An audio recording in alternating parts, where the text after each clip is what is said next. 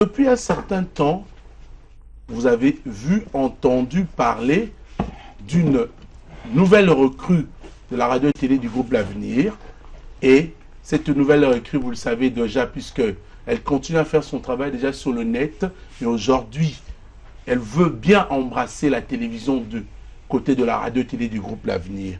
Et j'ai un réel plaisir de recevoir sur ce plateau celle qui va aussi animer une émission de la chronique culturelle avec nous à partir de demain dimanche, déjà chaque dimanche, retrouvez Karine Mokonzi, la baronne. Bonjour Karine, ça va?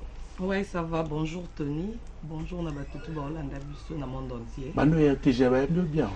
Si, bien, d'en en profiter déjà. Kosenga merci na honorable Pius Mabilu et na madame Christelle Mabilu, la dame du cœur. L'équipe Mobimba, il y a RTGA, on ne change pas l'équipe qui gagne. Donc tout le monde est boulot dans le sika et on. Ah d'accord. Il a su qu'il a monnaie na RTGA. Mais quand il y a chaque samedi, c'est qu'on a un programme comme il y a comme dimanche. Expliquez-nous la fan no balinga mingi.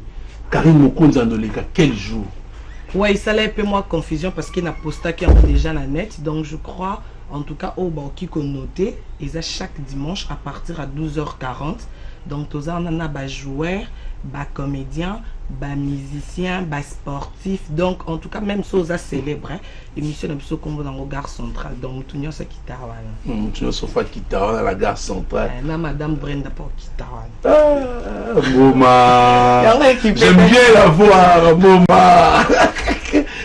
Il y a peu fois qui t'a là. Il y a peu fois qui t'a. Donc non, plus ça me tu n'as pas président de l'équipe Nyoso, pasteur Mukuna, mon colonel qui c'est qui dit. Comme ça renaissance? Tenga na mukubatu Nyoso. Tenga rappel na imanape. Karine Mokonzi la baronne, chaque dimanche, 12h40, sur la RTGA, retrouver Karine. C'est-à-dire pour faire la démarcation de nos émissions, retrouver 33 Chitenge qui vient le vendredi pour réfléchir sur l'avenir de la musique. Et le samedi, vous me retrouvez, je serai plus aussi avec le défilé informatif de porte-parole et artistes musiciens. Donc on recevra des stars comme musiciens. Mais Karine Mokonzi viendra le dimanche avec toutes les stars, si vous voulez bien confondu. Merci. Karine Mokonzi, on va finir cette émission totalement. Voilà. Bien. Donc c'est ça, cahier des charges avec une mission sur gare centrale à suivre. Moi je pense qu'en tant que Benja Zoa, Azobiso et à hôtel, ma photo Kabouana, c'est monsieur Sile comme Souka. Et donc Karine Mokonzi retrouvée là dimanche. On a déjà lobby. Ouais, lobby déjà. Lobby déjà dimanche. Ouais, lobby tout va dire na comédien, ba musicien. To bomba bato yamba. Non, Tokyo bomba te Tokyo le banabiso, tozana ba Xil Pechanga, tozana Jilete Molope na mouvement na Mobimba, tozana papa Dingwe, ba papa Muyombe gauche en veste. Oh, Muyombe gauche pas aux lobby. En veste, c'est tout à rendre ba mona ki bomba mona ce qu'on a veste. La démarche, on a fort. Voilà, on va finir cette émission. Karine Mokonzi demain dimanche. Mais si vous avez besoin d'internet, au moment de la TV. T'es à ce que tu as en chemise. C'est-à-dire? C'est-à-dire qu'il y a internet, moi, sans rater. On a tous les cannabis, babissé, bani, mais après, moi, t'es chemise. Pour sentir organisation, est-ce que c'est moi la chemise, balbosso? Net au l'équipe. Non, lobby déjà la problème le Facebook, il faut pas l'inviter. Si, mais et ça, les tout bien, il y a bien tenu, merci, parce que moi, maintenant, quand moi, la confusion, car il y a beaucoup de place à tenir. Il y en a beaucoup de heureusement qu'il y a Alda, mon coq depuis Paris, a bien pas encouragé. A bien pas Merci, mesdames et messieurs, d'avoir suivi cette émission Succès de Star. Nous vous remercions, Karine Mokonzi, demain à 12h40. Et vous retrouvez Gare Centrale avec elle chaque dimanche. Et on reste toujours avec nous l'Avenir vendredi, samedi, Succès des Stars. Et dimanche, la RTGA retrouve maintenant une autre chronique, donc culturelle, chaque dimanche avec Karine Mokonzi officiel. Tu auras un problème, mon ténayo. Je te reçois chez nous. Sois la bienvenue. Tu as notre showbiz, mais la TV, on m'a répondu. Au revoir. Bonjour. Santé à mon boulot.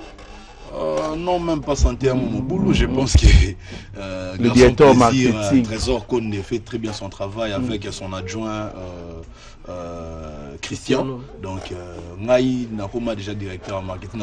Tout le monde a TVT pour étouffer. Donc, le rôle de directeur en marketing dans l'orchestre, sujet, voilà, non, avec ça, là, il y a un rôle de nous, voilà, je vais bien ça, je vais expliquer. Mais Tony, est-ce que j'ai pris le temps, depuis que je suis directeur en marketing, à observer. Et après avoir observé terrain, il y a fan nabiso, artiste Ferregola, l'impérateur, le padre Jésus de Nias Mingi. Alors, on dirait que Tiara Bango Mupandi. Parce qu'on a dit c'est la bango artiste na maboko, c'est-à-dire quoi? C'est-à-dire bah fan place nyonso bazali partout dans le monde.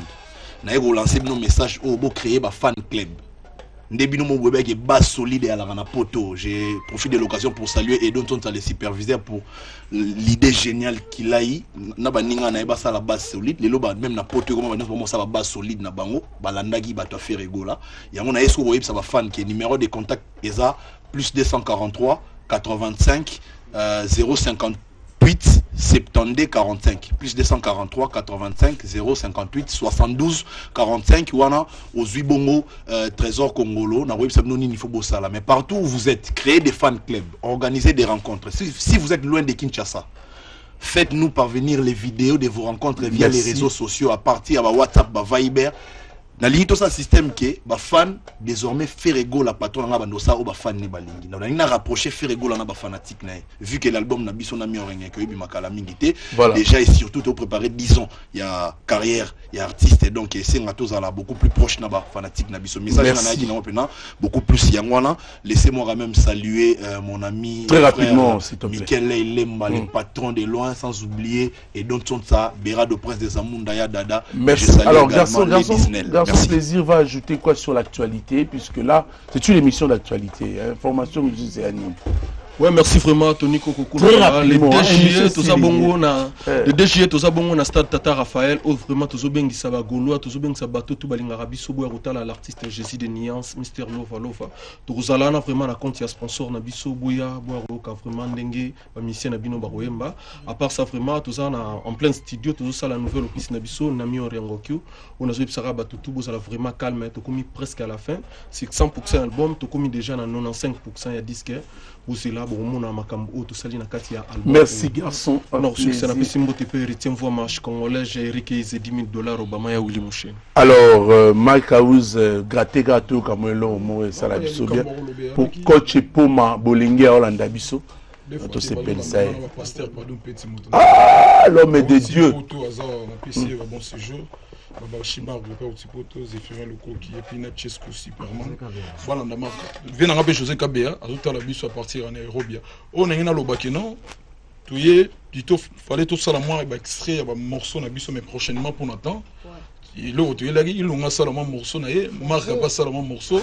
Et puis mais prochainement il y a un monde boy to loba pour tout ça là on peut bimanda donc prochaine samedi en 8 pour tout réparer marambola mais mardi prochain ba répétition na biso zongi ya poko ndenge za ba fan na biso ba mesana rotala biso na répétition en tout cas ba vraiment ébélé ndenge zalaka mukande uti on est pas secrétaire parce que m'a bien là donc pour mon monopoliser parole té na remercier Didier Chomba partir Frédicide et de Muzamba na remercier ya Dada Béra de Prince des Amunda basé la chanson nga au titre nga za fautif au ba pesing occasion lelo na roloba mingité. Prochainement, on va au Sabino ba détail et tout, donc on a remercié tout, ba gérer ces âmes, donc merci. Vous êtes boss pour le monde. Boss pour le monde, je te salue. Bon week-end. Directeur François. C'est l'ambiance que je ressens. Mon pépé. Je sais quand même Nairobi. D'ailleurs, même on a mis tout na télé, oui. Ouais. Mandela Mukonda. Mama koma chelewi muzina linaka soseka baya lelo koma chelewi nakati kwa mwende lopondo ya bamba Mandela Mukonda chelewi yo limaza kwa Mone alati maputa Biblia na maboko yo Kende kuna na vile Wostone chimfunwe Le vipari Ajose Kabeya Mandela Mukonda Salela yebizeti. Merci beaucoup. On aura le temps samedi prochain. Merci.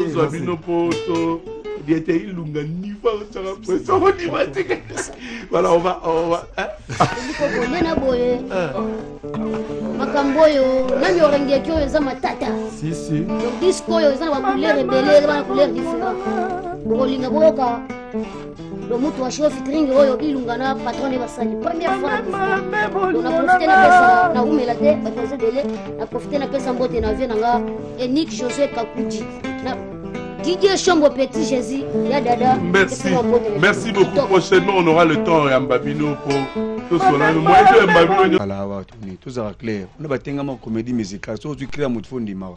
Asala ya manuani baketu bayubilange Ukangama na kino wana ya tselele bakubilele otakata na zolele atogolongola mwana togolongole ate sikuna zana ilubu ngala sala bakrito nyo yebi ça va sambla ya Fabugasi ya comédie musicale ezali na tenga original ezali wa beti tenga ma comédie musicale ezali na beti original ezali le roi ngam na sala tenga mangaye na wana analyse dans ce tu ba tala ba parler ba ça analyse ba yebi déjà ça mais je retire ba merci Guillet, tu nous as amené quelle information ouais pour la programme apita bodo kogono père de famille les 30 ans à retrouver tout le monde la ville tout on a rata kitambo so ina rata retrouver on a maki ça va pepele le 30 ans à la pas ndo chamodogo de marche ezala wana ko le on la biso na marche tout côté na retrouver ba sobi ba za pe jour d'anniversaire na ngai mais bien sûr non ya pe retrouver yango beti na bien ça ko trop ngo ya raté et des choses à rapport na olambe loko ba jour ngo est-ce pas ça loko ba maman José Fili bo na bench la mère va te dire la mère na ngai voilà donc les 30 aux alawana paye tout ça en studio ande tout ça banzembo pour les 30 c'est bizarre roi nezi dernier concert présent du poste beta Canada 10 jours à Pamba pour Zonga merci Guilherme pour ça mon apôtre lui qui est mon ami Kili donc les 30 mois base à la kangama information sur aux alana retrouver à partir de 17h marche pando chamodogo gare centrale besoin gitambo to robina to tengama to longola na il danse mikolo et lubu yo ngol ba nganga na zora ba ponga za na mali chanson na sele ka cri ba balanda ngo za pe bien pour jibe pe na ndi manga kolo yo besala nga bien pona ko succès kana sa do toujours ba toujours ngola ba sek didi finzoni ba président Moros ba kawinza la mbila tout le monde na kala na bosani te yemoko de boss ona linga mingi sek didi finzoni donc on a pesi bino ba merci jogo mulo sek didi finzoni mabele zo lala ezo koya kave zo kota mai to mona te atali solo ni na comprendre. Merci de venir Guilin Mozindo. Bonjour Parfum d'hiver. Tu as déjà un micro là mon cher ami. Tu peux donner à Eli pour quelques salutations très rapidement puisque tu as couru bientôt yamba te nyoso. Eli ça va? Ça va bien, tout le monde a pensé à bateau parce que tu as Eli solo ya beta likimbi. Donc vient Eric Kimi la béton, Dadi Boulamani, Mizu Kasangana, ingénieur Jules Sosimat, Miradi Nzao. Merci beaucoup Eli. Voilà, je rappelle que Guilherme Mozindo c'est l'un de grands animateurs à solo na ligne un peu mini. Na muninga na Parfum d'hiver peut savoir ni voyer la ligne un peu mini spécial. Alors Parfum d'hiver actualité zane. Ouais donc bikara avant au banda ezara lokola mon message na pesi mbote na wajina Sharika ni Didier Lacoste l'esprit supérieur. Ni zola na Parfum d'hiver qui a vu le fils, a vu le père, l'image valable de Didier Lacoste et le chef du gouvernement. Bagami c'est beau bête à kasum to lo ba point. Vraiment. Pardon. Donc, Parfum d'hiver, information, les lots, tous abonnés à la gare centrale, bien, tout à l'heure, là, à 15h, Tourbé, Tawana, a marché Made in Congo sur initiative du ministère de l'Industrie. Donc, Tourbé, Tawana, Boye, Belé, Didier Lacoste à partir de 15h, tous à la gare centrale, et puis, Bana Lukapa, tous à CT, tout est déjà calé. Donc, le 9, tous à Wana, pour tous ces places à Bilon, on y va en Angola. Donc, le 9, tous à Lukapa, Didier Lacoste, n'a pas petit, grand complet, bon, à Parfum d'hiver. Et puis, le cas au Kenya noté, donc, jeudi prochain, les répétitions, ils allaient comme d'hab. Merci Parfum d'hiver. Donc, pour la vente, c'est mon staff. Donc, on a fait Simbo, na Babi Oasis, na Luanda, Alain Chitoukamas, na 13 ans qui l'ont toujours pour aider les autres. Pour aider les autres. Moi, ça va mettre 13 ans, donc, Papi Lomboto, na Dadinga, les célèbres bureaux mobiles, na Luanda, quoi. Merci beaucoup, Parfum d'hiver. Tu nous proposes quelle chanson, Maître Siangayo Kadija? Affaire Moussere Bende. Hein? Affaire Moussere Bende. Elle est là, il faut ma rep jour à la bibliothèque. Kenelon, Moussere Bende, Fiafi, Elingite, Bapekisa, Bato Balingani, Ekoboya, Bakabola, Bato Baponani, Mbolingwe, Boya, Basusi.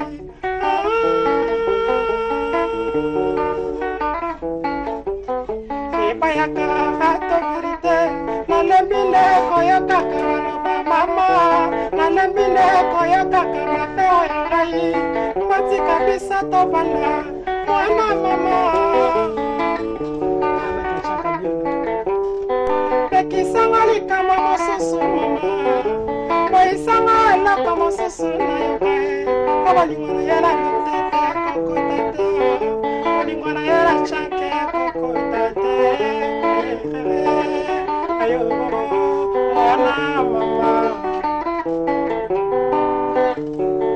Marie-Louise Sala ayo ayo Merci beaucoup.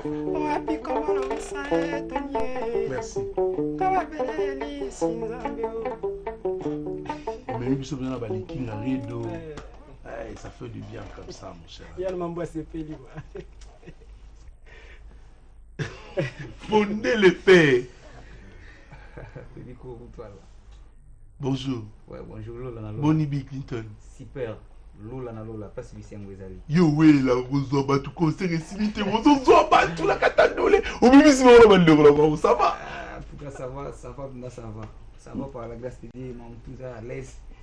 La personne mon Seigneur dans moi Lola na Lola, na personne bébé Binat, bébé Bilian Bilif, maman bonheur. Lola na Lola place de Ngwezalaka. Parce que Batu va dans Lola la place de Ngwezalaka. Information ça va ça tous les fanatiques na biso ba linga mon Seigneur dans moi.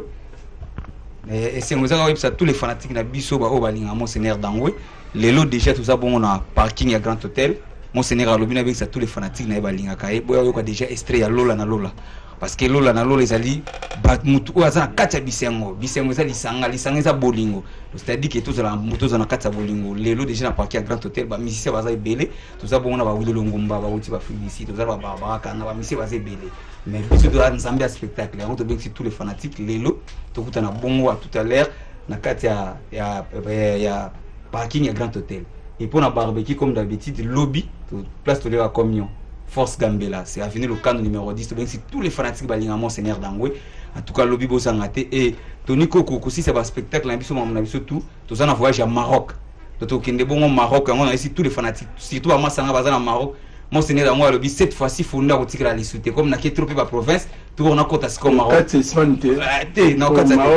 il y a un moment qui est aussi ce garçon sexy tu garçon sexy oh banda bon ça la manzaka Madangwe le garçon sexy comme fonda Mati déjà fonda comme mutu il y a loin na manzaka Makoy Paris par ya Willy Moucheni le véritable le seul et l'unique code qui reste l'éternel code à Mokoyo ya Willy Moucheni nous vous saluons avec plaisir. On va parler de Brigade Sarbati. Peter Tiani, bonjour. Bonjour Tony. Toi, là, ça, 3h du matin avant-hier, tu as concert à Angola. 3h du matin, tu as un coin au sud, on a un témoin. Ah bon? Ils sont Mukunda Zalaki. Donc 3h du matin, tu as les Andéens, Peter. Ouais, merci beaucoup. On va aller tout droit au but, hein, parce que là. Vous avez déjà un musicien en groupe, et ça c'est bien. Vous avez un chef d'orchestre, Travolta, Lilala. Vraiment, Jésus-Christ Salobaki qui est partout dans le monde pour prêcher l'évangile quoi. Donc biso peut-être ceux qui cadrent dans des côtes toujours en Angola qui y a disparition à $, et puis il y a fièvre jaune peut-être tu rebang pour na okende kuna il y a papi matalata la zali des fois t'es quoi mais comme les aboulons na biso vraiment de tozala na succès juste pour la bref pour et permettre pe bango baloba de bana tout Angola donc mois prochain déjà Brigade Sarbati avec toute son orchestre donc qui est composé par nous donc moni ba mise tout bazana tozala bongo wana de torobeta juste 8 concerts et dernier concert je crois ba fanatique tout ya lufu mbanza kongo bokomela nga torobeta bongo wana ngosala bongo les 25 les 26 et puis les 27 il y a mois d'août quoi vraiment de bozela biso et merci de nous faire toujours confiance quoi à part ça ba séance répétitive na biso eza chaque mardi chaque jeudi toujours chez maman Rosita de la pause de la bengsi bino wana donc la semaine prochaine déjà bozala bongo wana merci Peter et à part ça avant tokende bongo Angola na bosala yi tozala bongo na boma donc les 7e mois prochain bana tu ya boma de benvingi la beto toke kuiza de na Brigade Sarbati kimvuka mvimba vraiment donc mbote mingi na vena nga papi matalata la garçon mi de la kati Angola na mikili na moni Gabriel Chada na matadi président Maurice donc mbote mingi tontongo yo l'ancien Bogal de l'IEC à tous les amis des brigades Natacha Famille dans la guitare, mon magasin Timothée Phénomène et puis voilà. Alors on va également saluer le président José Ndombassi, le pétrolier, qui est en train de suivre cette émission depuis Ngiringiri. Président José Ndombassi, souhaiter un joyeux anniversaire à Prince Eric Katumba qui fête aujourd'hui son anniversaire. 2 ans déjà, c'est le fils de Titi Chibalou. Hein, donc nous vous saluons de quoi Beazo. Bon anniversaire à vous. Travolta, un message de CP Sami. Tout bande la télé royale le but aux non, vraiment vous en avez raison. Juste Zakar Kenan, copie ça va monter dans tout le monde besoin d'abisso. Copie ta cité ban Angola, Tozoya. Aussi c'est quand Tozoya. Moi c'est Pichot Travolta la carte qui gagne, les chefs du groupe. Vraiment on a dans la bref. Donc mon TMB Vitalov voya. Motambo ekangi ngayen. Vraiment bêtise masasi nozoto neti nyama na zamba sans pitié. Lave na moto tala ekomi kobeta neti jepe na guerre. Ngana pusa na mwa mokebweta. Otisekano abenda na mwa mokebweta. Amisien pasa lio gaz na gaz. Gimombile lumière de liogo sa affaire ezobeta neti jepe na guerre. Donc, tout va bien. Merci. On a déjà parlé de ça.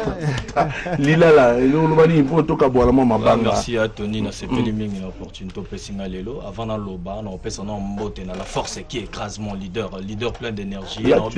Tu me salues en me regardant. Non, on peut ça. L'homme a double fonction. L'homme a double fonction. Animateur, chanteur, tout n'a pas qui a habité son en contestenga. Veto que ne Luanda, donc mingi zaka kunga auto imba na Vitalov, bakunde lungu wana. Bolingo nangana lona ke botelinga mbuma suka lelengi.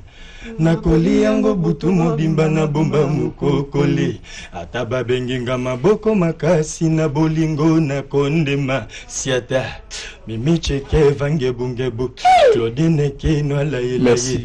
Mingi ga bambote bele na malaka jabu azolanda ngai na bosoni televé 0. Malaka jabu ve après tozo sana yo bana Luanda bozela biso bambote bele na bana chango.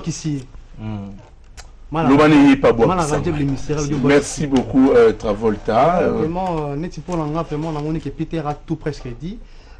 Libanga. Regardez Sarbati d'abord patron d'anga, la force qui écrase l'homme en double fonction. Si, plus que le chanteur. Nos valeurs. Aussi c'est Kanoa, ici Rosali.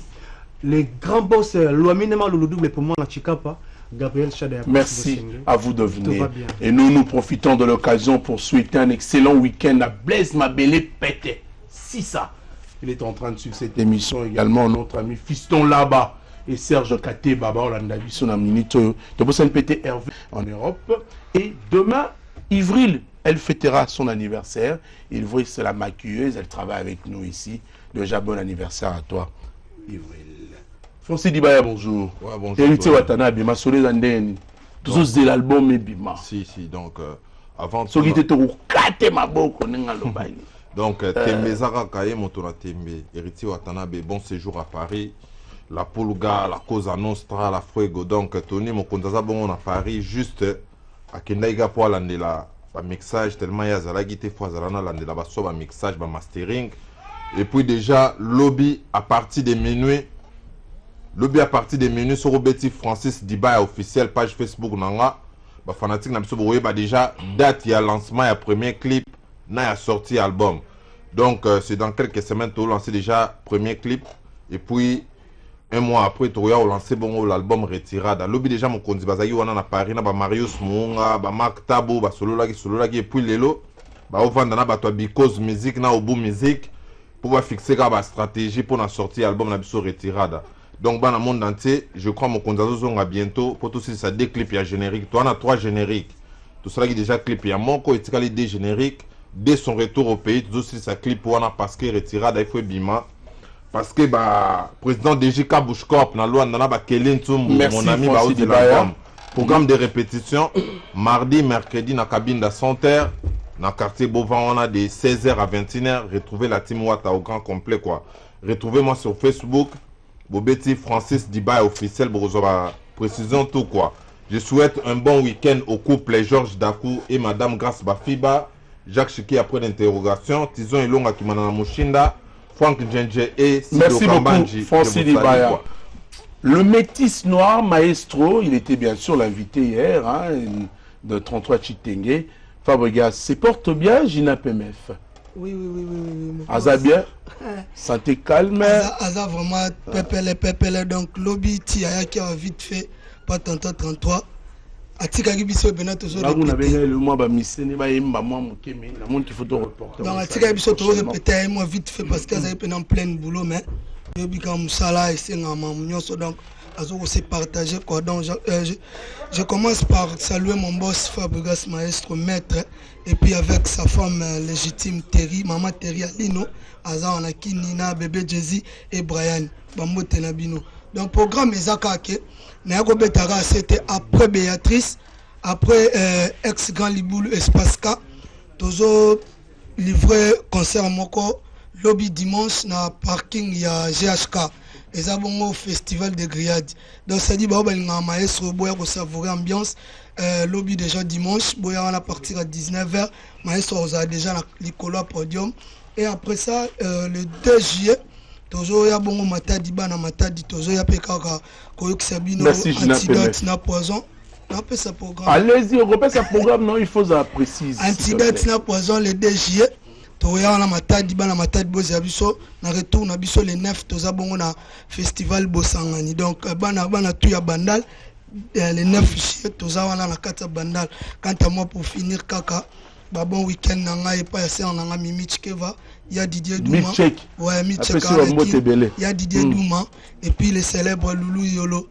Nabo Sainte Christian Kanoum et David Loutete, merci. Mais tout à l'heure, lobby déjà pour retrouver Bisso na parking à GHK, na festival de grillade. Merci beaucoup. Toya Gobina Tengama. Voilà. Alors, Rwandaka, ça va? Ça fait un bail de Monayo. Héritage batigela comme toi mayele, kabose boulembi sage. Sage. Voilà qui est Siga.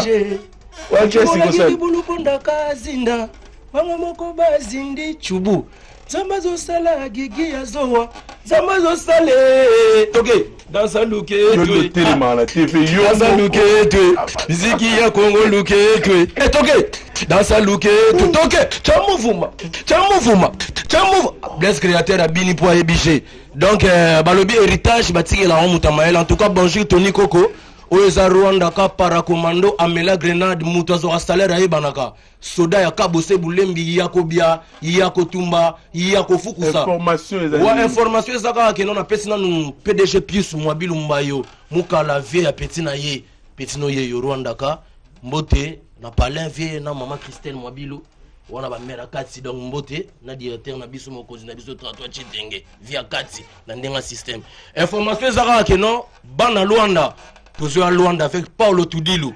Donc moi j'y ai Rwanda Kazoya wana donc Dona Monica, Stek Didi Finzoni, Carlos Nzamba Ilia, Rwanda Kazoya, bande konanga Rwanda, ba connaissance ba tutu balinga Rwanda ka. C'est la première fois qu'a bossé na ba poulet na bazoya boyebi banda voiture sans monter. Ozolo ba yo mo mingi. Ouais. Ouais. Ba o mimo tout rôle. Mais Tony Kokonga na Michel Bosote ba batika na ba voyage. Vous comprenez? Batika raté, batika na Zambie. Tout le monde oh paracommando, ngana ka mingi musala. O ba disque o yamagaye président nga ayebisa ko wana soda na mela grenade. Alors tout ça. Vous comprenez? On a des effectifs, ça paracommando. Donc voyez ça me dit rien. Nga musala au soda. Non, naza ko kende o Rwanda ka paracommando Dona Monica, maman sociale petit Zoya.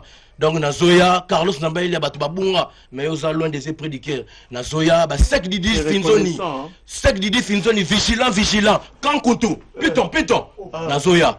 Donc aux Rwanda ka, na Zoya donc aux paracommando. Na pesimbote na sec Didi Finzoni, na Zoya wana. À part ça, toujours répété chaque mardi, jeudi, na Beau Marché, na avenue Echevin, numéro 11. Dimanche, on a réunion tous les musiciens, toujours à 17h30.